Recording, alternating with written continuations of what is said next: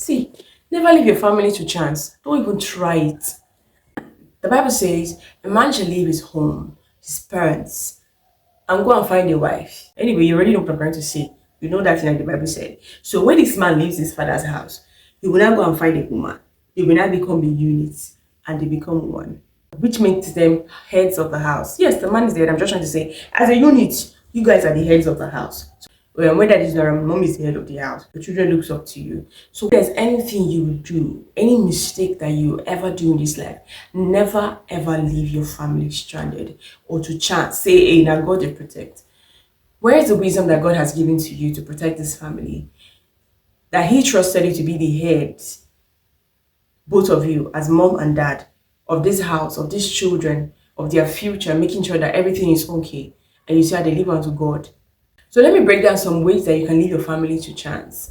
For example, as the man of the house, when you marry this woman, her family becomes your family, so does her family. Your family becomes her family. Then you two come together to breed children.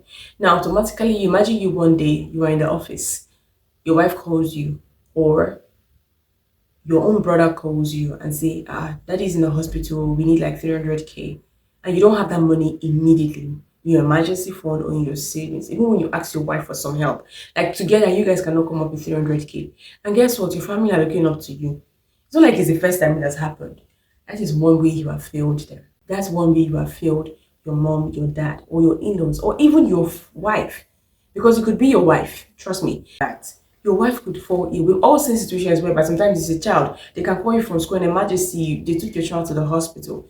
We all know most schools in Nigeria don't have any plan for hospital. They just have sick bay where they just do the needful. Once it's more than that, they call you the parents, or even by emergency, take your child to the hospital and call you to come there. So when you go there and they say we need 1 million naira for your child has this problem, this emergency, that is one way you have failed your family.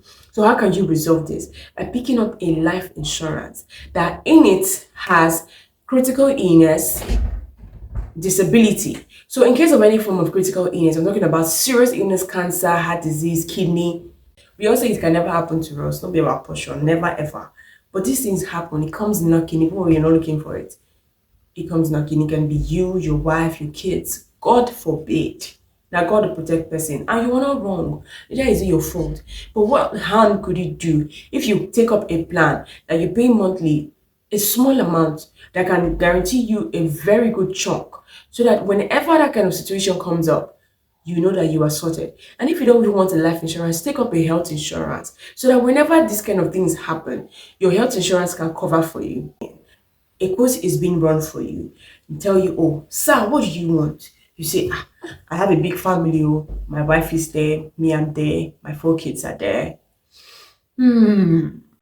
This is for you. This is about health insurance. I have parents, I have maybe in-laws or something. I want to pick up a plan that is what, if you can, depending on what you can afford, you pick up this plan. You pay monthly or yearly, depending on your discretion. You then, whenever this kind of situation comes up, you are covered. I remember my mom in 2022, she had a knee issue. She's been having it for some time until 2022 when she finally decided to go for surgery.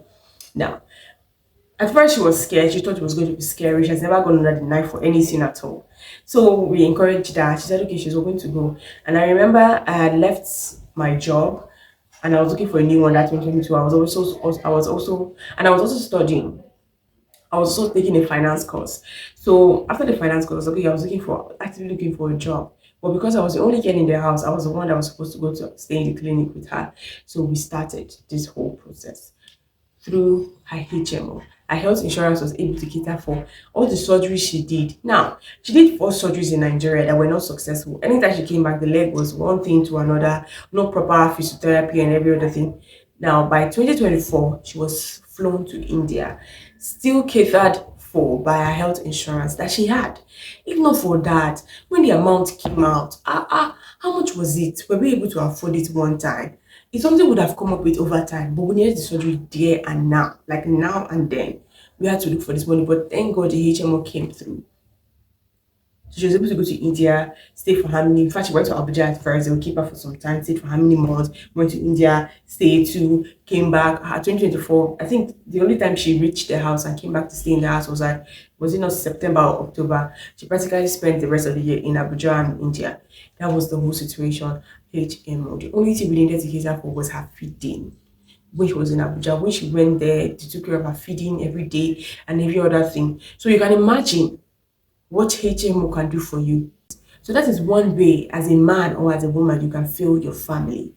Never leave your family to chance. Never leave them to vibes and inshallah. Always keep them guided and protected at all means. My name is Texmc-kenze and I bring you financial certainty and privacy. I am that one solution you get whenever you might have a financial crisis.